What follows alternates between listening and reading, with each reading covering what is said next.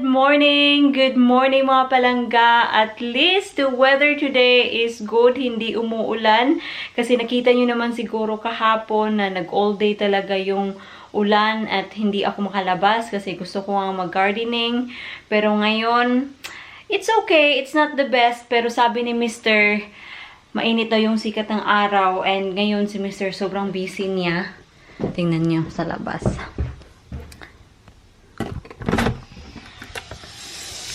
Nandoon si Mr. sa gate. Kasi may problema sa concrete mga loves. I-explain ko sa inyo. Pupuntahan natin. But before natin puntahan, magsampay muna ako kasi maganda yung panahon.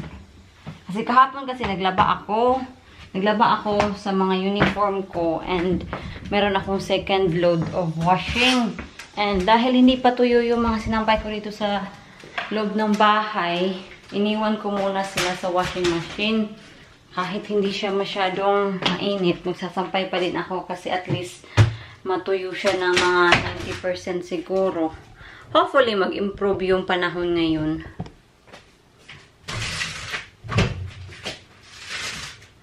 Halos dito is mga ano ni Mr.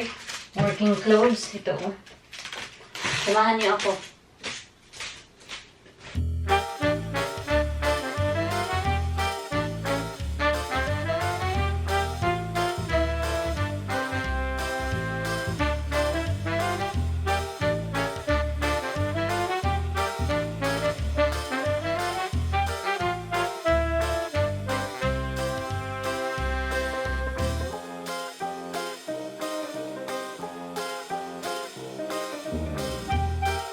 So, nakita nyo naman siguro na nakaskirt ako, diba? Sa totoo lang, nilalamig ako. Pero tiis aura to. Pupuntahan natin yung gate papunta sa workshop kasi nailagay na ni Mr. yung gate pero hindi pa talaga siya completely na ano siya ba, bolted or I don't know what is done but hindi pa daw tapos talaga.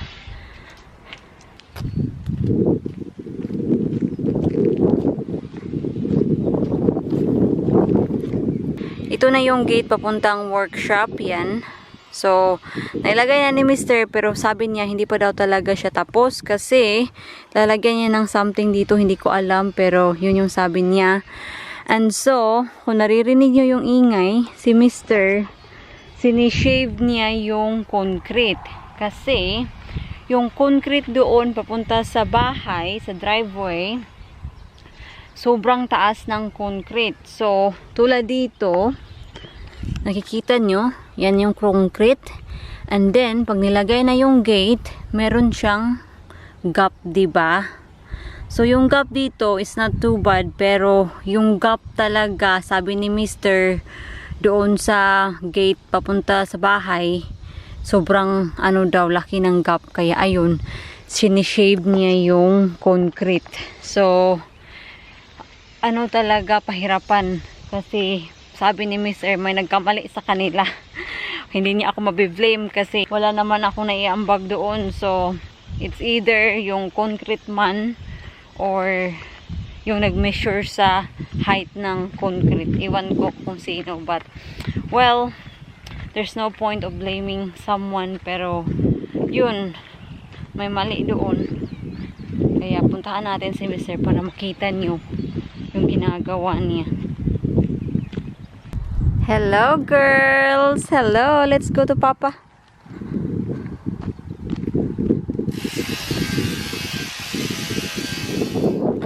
So, ito yung ginagawa ni Mr. Sinishave niya yung concrete. So, he needs to lower it here. 3 inches. 3 inches. Yan. So, you got plenty to do, sweetheart. Yeah, right, let me get on the way. Alright. Ayaw niyang magpa-film kasi nakakahiya daw. He's embarrassed. He's embarrassed with the mistake. Sabi ko, well, it happened. Kaya yun. Pinaalis niya ako. Kakain lang muna ako ng breakfast and ano ba ba yung lulutuin ko ngayon? O, diba? Pagkain lang yung iniisip ko. Coffee time! Are you tired already? No. How's the cake? Is it alright? You're against the light, sweetheart. Almond in it. Yes, just an almond extract. Can you taste the almond?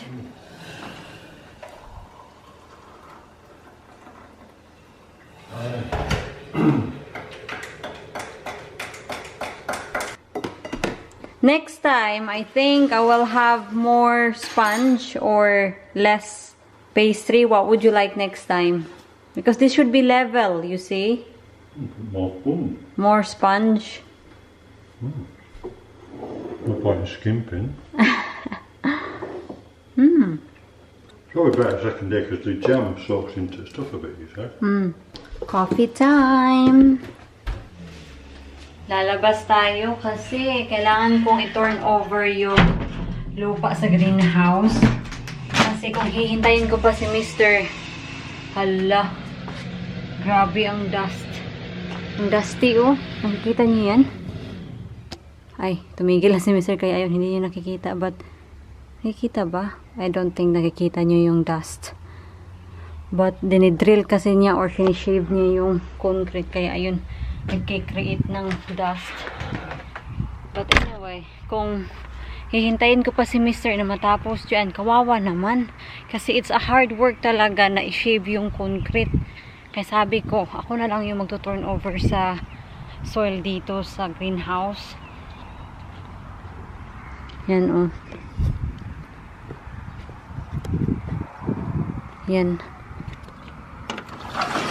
Ito, hindi na siya masyadong mabaho, pero may amoy pa din. Pero, yung amoy, hindi na siya masyadong masangsang. Yan.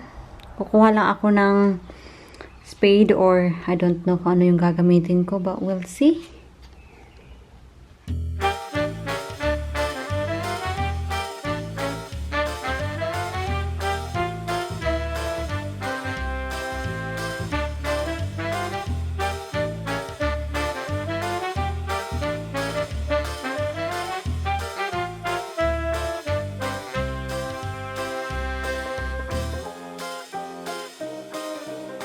Ito na siya mga palangga. So, I try my best na i-turn over yung soil. Itong side na to, siya yung pinaka-hard. Dito, mahirap naman pero hindi siya masyadong mahirap kaysa sa dito. And I must admit na mahirap talaga siya. Mahirap siyang gawin kasi masakit siya sa likod. Sumasakit yung likod ko ngayon.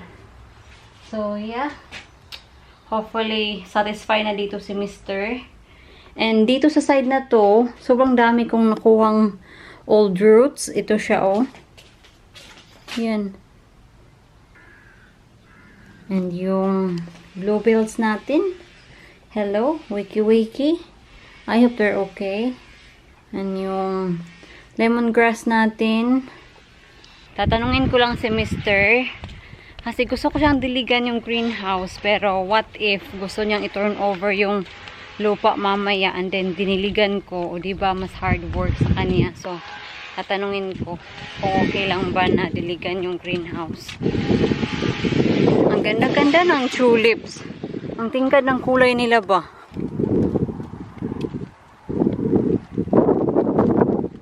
Yan,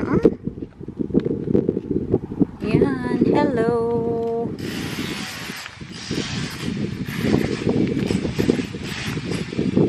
Pipa is here.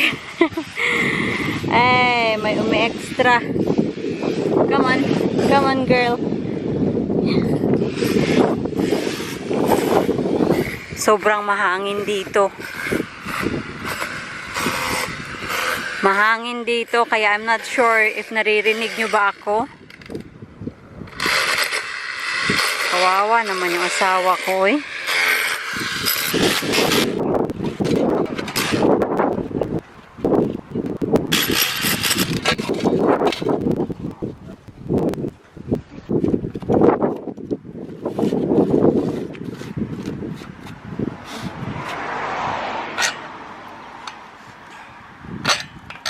elegant. I'll end up skinning myself.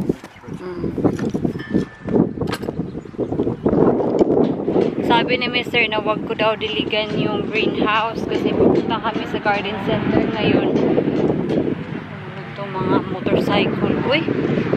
Pupunta kami sa garden center para bumili ng lupa. Yung mga compost ba. I'm just gonna wash my hands and I'm gonna feed the dogs kasi si Mr. BC sabi niya na if pwede ba daw na pakainin ko yung mga bata. Kasi normally talaga pag nandito si Mr. siya yung nagpapakain sa kanila. Pero this time, he asked me to do the job.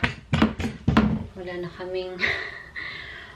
kaming hand wash kaya ito na lang fairy yung gamitin ko. Meron akong blister sa aking kamay. Pakita ko sa inyo ha. Sumasakit siya. Hindi talaga siya blister but it's starting. Nakikita niyo yan? Yan. Masakit siya. Oh well. That's the hand of being a farmer. May mga ano ba. Sa amin, ang tawag namin dito is luto. I'm not sure kung ano sa Tagalog. A few moments later. I-check natin if yung mga girls tapos na ba sa kanilang pagkain. Kasi nagugutom na rin ako. Gusto ko na rin kumain. Tapos na sila kasi lumabas na sila dito sa building. Tingnan nyo, may mga swallows dyan, oh. Can you see it? Yan. And I think they have a nest here somewhere. Kasi last year, may nag-nest din dito sa building na to. We got Mr. Jan's lunch. about mini Mimi's lunch. And my lunch. Merong pickled onion sa side. At first, I don't like the idea of pickled onion, but it's okay when you try them. Ano lang ba, hindi ako sanay. Is it okay? Yeah. Yeah. Kukunin ko na yung mga sinampay ko kasi mukhang uulan, oh. Nakikita niyo yan? Sus, nako.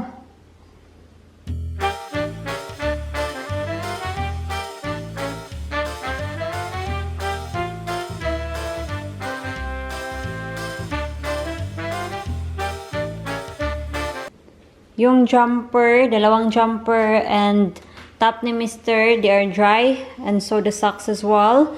Pero yung tatlong pantalon, 3 ata yun, hindi pa sila dry. So kailangan ko silang i-air out sa front room. Unboxing tayo. Kasi meron akong bulaklak dito na in-order.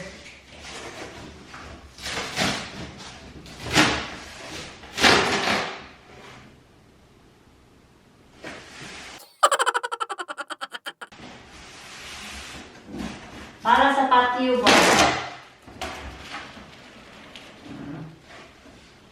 So,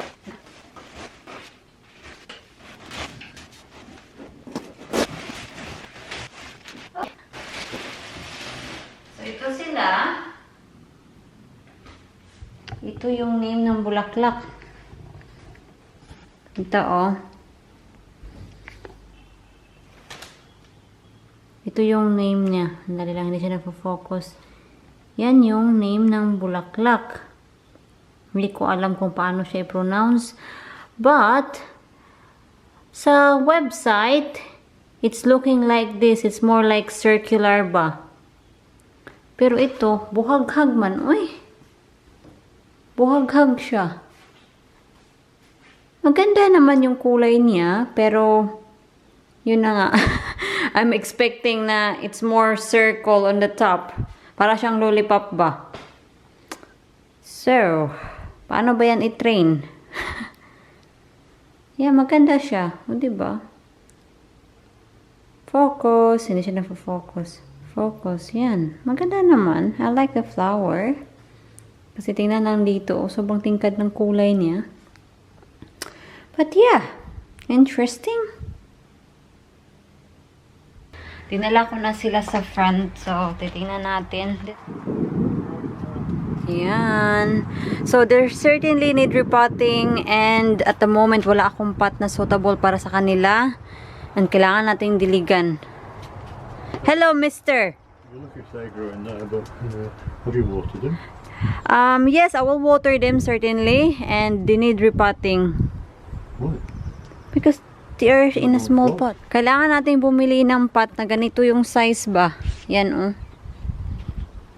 So, we need to go to the garden center.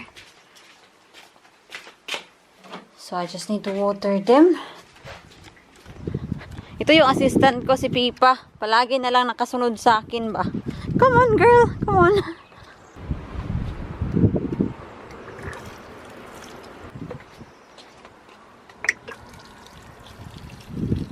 Hindi ko muna tatanggalin yung cellophane para may tubig pa ba. Para makasipsip talaga sila ng tubig kasi sobrang dry nila.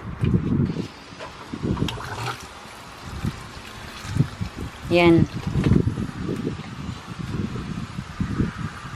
I like the color. Maganda yung kulay niya. Pero, yun ang I was just expecting na para siyang lollipop tingnan. Para naman siyang lollipop. Pero, I am more expecting na more circle siya ba? More circular. Si Mr. malapit na daw siyang matapos sa kanyang ginagawa. Tingnan natin. Update! Wow! Look at this! Kanina nakita nyo, dito pa lang si Mr. And ngayon, wow, well done, Mr. At tingnan nyo yung flower ko. Naku! Oh. Sa kasalukuyan mga palangga, nagluluto ako ng binagoongan. Spicy binagoongan na baboy. And ito yung hapunan ni Mr. Ito yung veggies niya. Ito yung pork chops niya. Meron na din akong nilagay na carrots and potato dyan. Yung bahay mga palangga, sobrang ang naaamoy ko lang talaga is shrimp paste. I hope lang talaga si Mr. hindi mag-wild later on kasi si Mr. at the moment, he is so busy doing the cake. And meron kaming kaibigan na tumulong kay Mr. Nako, pag pumasok ko sa bahay, ano kaya ang magiging reaction niya? Kasi nung nag-ano ako ng bagoong dito sa bahay, sobrang tagal na noon, nagalit talaga siya. So, I hope lang talaga this time hindi siya magagalit. Kasi sobrang mabaho talaga para sa kanila. Pero sa akin, hindi siya mabaho. Kasi it's something na I am used to ba. Pero, kay Mr. Nag-spray na nga ako dito ng air freshener. Tapos, I open the window. Yan. And dyan din, I open the window. So, I hope lang talaga hindi siya masyadong malala. Wala, uy, good luck to me. Baka maano si Mr. magalit sa akin. Lalabas tayo para ipakita ko yung gate. Can I have the key, please? You just don't push it too far back or anything. You're gonna move a bit. So, tapos na sila sa gate. So, thank you talaga sa kaibigan ni Mr. na pumunta dito para tulungan si Mr. So, yeah. The gate is on. Hindi pa talaga siya completely tapos din kasi just like sa other gate, sa papuntang workshop, kailangan pa siyang lagyan ng other post dyan. Yan, oh. Yan. Wala. May gate na tayo. O, diba? So, yun lang yung update ko. At least, meron ng gate ba. There are times talaga sa CCTV namin, pag gabi, pag hindi namin kino-close yung wooden gate namin, may sasakyan na mag-ano dito, para lang mag-turn around. Which is, okay lang naman kung wala silang gagawin. Pero of course, meron kang inala pa. Pasok na tayo sa loob ng bahay kasi nagluluto ako. And doon pumasok dito si Mr. sa bahay. Wala naman siyang say. Hindi ako mag-open up sa kanya. Nagmamit ako ng shrimp paste kasi hihintayin ko na siya yung mag-react. So ito yung leftover ni shrimp paste. So nilagyan ko talaga siya ng plastic para hindi mangamoy sa sa fridge. And ilalagay ko siya dito. Yan. What smell? No idea, really. It's weird. It's weird.